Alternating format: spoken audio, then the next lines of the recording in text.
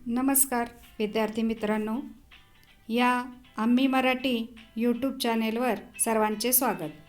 आज आपण इयत्ता 10वी द्वितीय भाषा विषय मराठी या विषयांतर्गत कवितेचे रसग्रहण कसे करावे याविषयी समजून घेणार आहोत.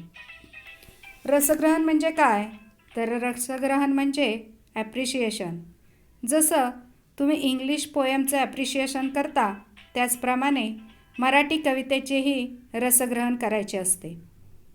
यामध्ये तुमच्यासमोर आता SSC बोर्ड परीक्षा द्वितीय भाषा याचा पेपर दिसतोय पहा.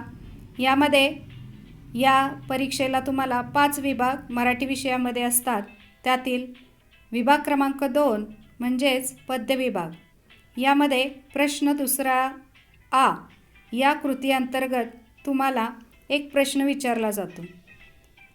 खालील 2 कवितेपैकी कोणत्याही एका कवितेसंबंधी दिलेल्या मुद्द्यांच्या आधारे कृती सोडवा, असा हा प्रश्न तुम्हाला आ या प्रश्नामध्ये विचारला जातो. तर हा प्रश्न कवितेवरती आधारित आहे. यामध्ये तुम्हाला दिसत असेल 3 कॉलम तुम्हाला या प्रश्नामध्ये दिसत आहेत. यामध्ये पहिल्या कॉलममध्ये काही मुद्दे दिलेले आहेत आणि दुसऱ्या 2 कॉलममध्ये तुम्हाला 2 कविता दिलेल्या आहेत. या 2 कवितेपैकी तुम्हाला कोणतीही एकच कविता सोडवायची असते. तर ती कशी सोडवायची आहे? तर तुम्हाला पहिल्या कॉलममध्ये जे मुद्दे दिलेले असतात त्यावरून ही तुम्हाला कृती सोडवायची असते. आता हे मुद्दे कसे आणि कोणते असतात ते आपण पाहूया. तर पहिला जो या प्रश्नामधला जो मुद्दा आहे तो म्हणजे तुम्हाला दिलेल्या कवितेचा किंवा प्रस्तुत कवितेचे कवी व कवयित्री सांगा, असा पहिला मुद्दा असतो. याला 1 गुण असतो. तर यामध्ये तुम्हाला दिलेल्या कवितेचे कवी कोण आहेत किंवा त्याच्या कवयित्री कोण आहेत त्यांचं नाव फक्त इथे लिहायचं असतं. तुम्हाला त्याचा 1 गुण मिळून जातो. यानंतर दुसरा मुद्दा आहे प्रस्तुत कवितेचा विषय.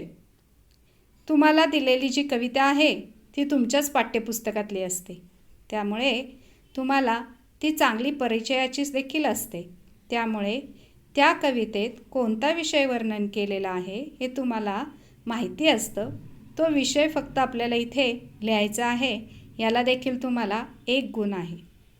यानंतर तिसरा मुद्दा आहे प्रस्तुत कवितेतून मिळणारा संदेश.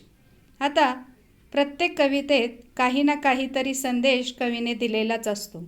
तर तो संदेश आपण कोणता आहे हे आधी ओळखून ठेवायचं आणि अशा या कवितेमध्ये संदेश कोणता असेल तर तो इथे तुम्हाला लिहायचा आहे. यासाठी तुम्हाला 2 गुण आहेत. यानंतर चौथा मुद्दा आहे तो म्हणजे दिलेल्या ओळींचा अर्थ लिहा. तुम्हाला दिलेली जी कविता असते त्या कवितेमधूनच 2 ओळी दिले जातील. या 2 ओळींचा इथे फक्त तुम्हाला अर्थ लिहायचा आहे.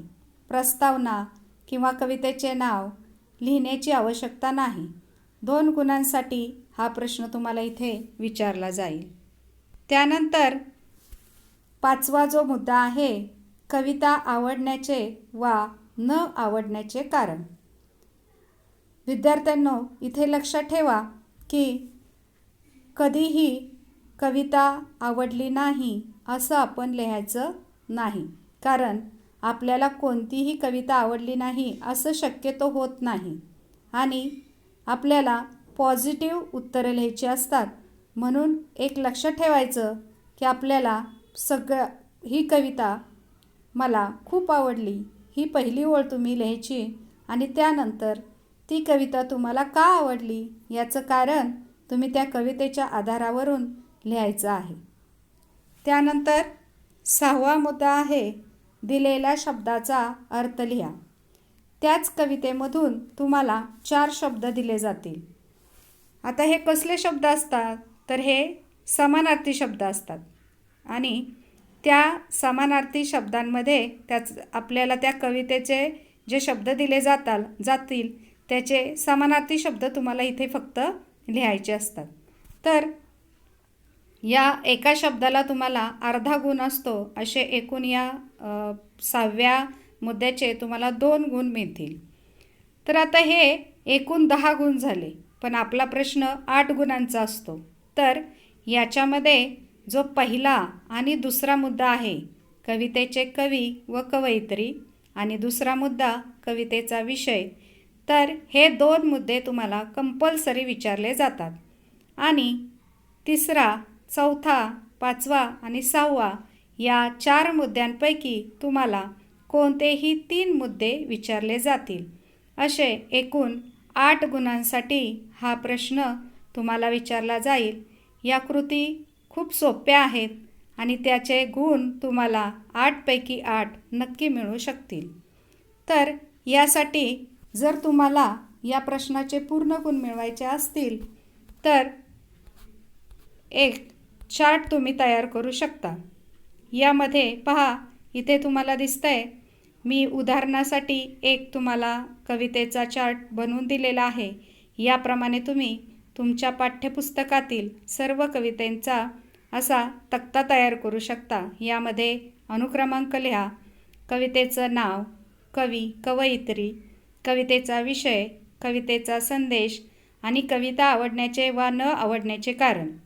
अशा प्रकारे जर तुम्ही चार्ट तयार केला तर तो घरात आपल्या भिंतीवर लावून ठेवला, रोज जाता येता जरी तुम्ही त्याचं वाचन केलं तरी हे मुद्दे तुमच्या नक्की लक्षात राहतील आणि तुम्हाला या प्रश्नाचे 8 पैकी 8 गुण नक्की मिळतील.